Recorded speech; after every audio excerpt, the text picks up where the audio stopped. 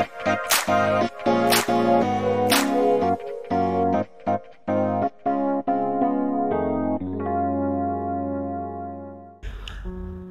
pagi Ibu Bapak sekalian, selamat berjumpa kembali dalam program Resapi bersama Gereja Kristen Pasundan Immanuel Kerawang. Ibu Bapak dan saudara-saudara yang dikasihi oleh Tuhan, renungan Resapi pada kali ini kita akan membahas tokoh-tokoh dari dalam Alkitab. Dan ini akan kita lakukan pada renungan-renungan yang selanjutnya. Hari ini saya mengajak kita untuk merenungkan seorang tokoh, seorang perempuan yang bernama Sarah. Ya, Sarah yang dahulunya bernama Sarai adalah istri dari Abraham.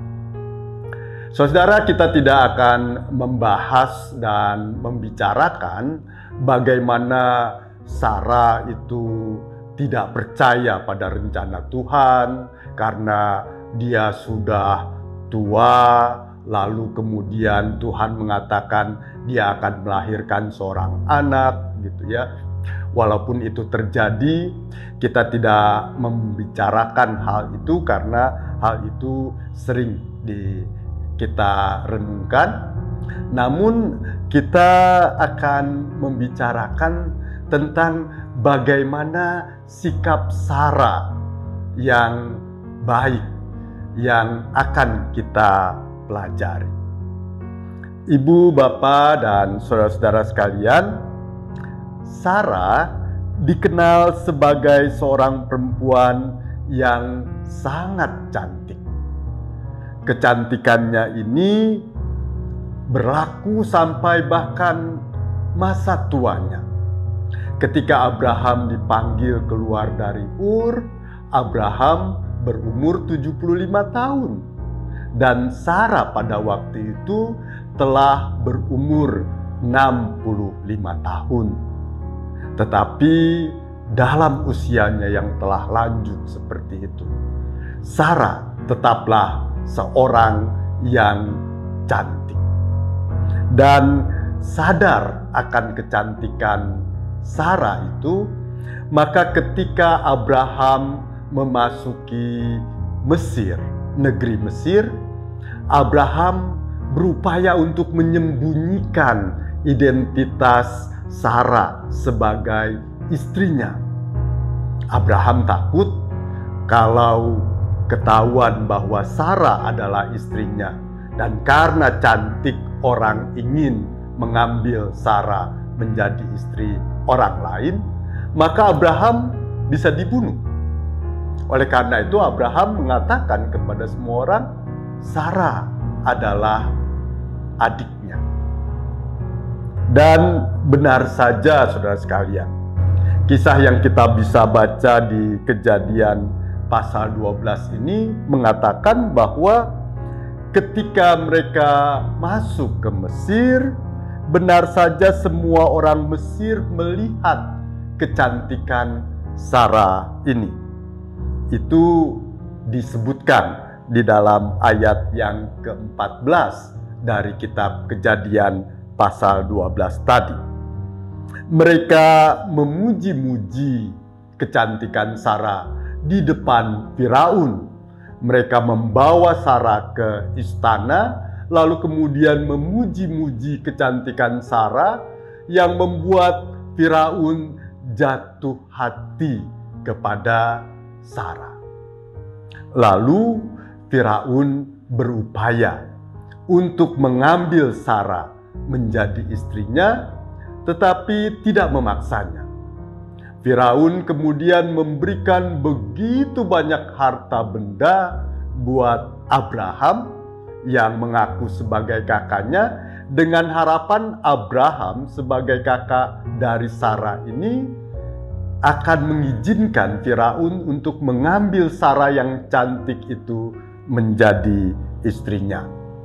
Firaun kemudian memberikan Abraham kambing, domba, lembu, keledai, budak, unta, banyak sekali harta benda yang diberikan dengan harapan bahwa Abraham akan mengizinkan Firaun untuk mengambil adiknya, mengambil Sarah menjadi istrinya.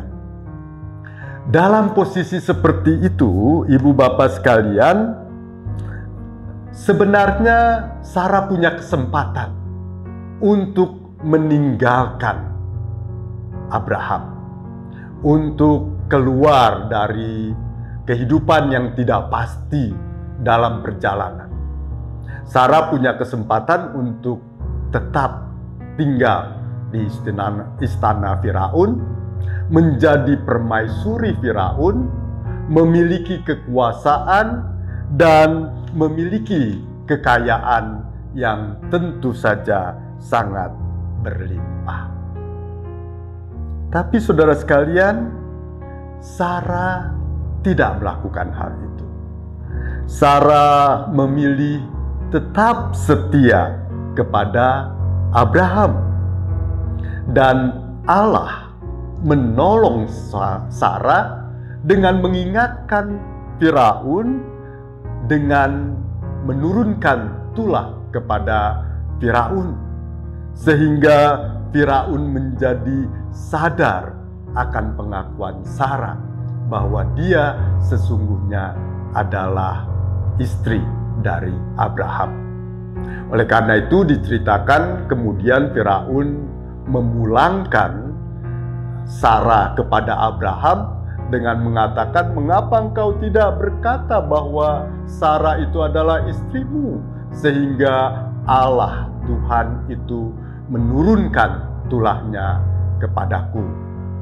Lalu Firaun mengatakan, "Ambillah istrimu dan pergilah dari negeri ini." Saudara-saudara, bukan sekali itu saja terjadi. Sarah punya kesempatan untuk meninggalkan Abraham. Sebab ketika Abraham dan Sarah berjalan menuju tanah Negeb, kembali Abraham berpura-pura mengatakan bahwa Sarah itu adiknya. Dan karena itu kembali seorang raja, kali ini yang bernama Abimelek, Raja Ger, itu bermaksud untuk mengambil Sarah menjadi istrinya. Cerita ini diceritakan dalam kitab Kejadian pasal 20 mulai ayat 1 sampai ke 20. Dalam kisah itu dikatakan bahwa sebenarnya Sarah punya kesempatan untuk memilih tinggal di istana Abimelek, memiliki kekuasaan, memiliki kekayaan. Sarah bisa saja memanfaatkan kecantikannya untuk mendapatkan peluang yang tidak mudah itu. Tetapi kembali, Sarah memilih untuk tetap setia kepada Abraham, untuk tetap setia kepada Allah yang telah mengatakan punya rencana besar bagi kehidupan Sarah. Saudara-saudara, di balik kecantikan Sarah, ternyata kita mengenal seorang pribadi perempuan yang luar biasa. Seorang perempuan yang punya kesetiaan yang sungguh terhadap keluarganya dan kesetiaan terhadap rencana Tuhan dalam kehidupannya. Kesetiaan Sarah itu berbuah kemanisan. Karena kemudian kita tahu dalam cerita di dalam Alkitab, dari rahim Sarah itu dilahirkanlah seorang yang bernama Ishak, yang menjadi nenek moyang bangsa Israel yang besar.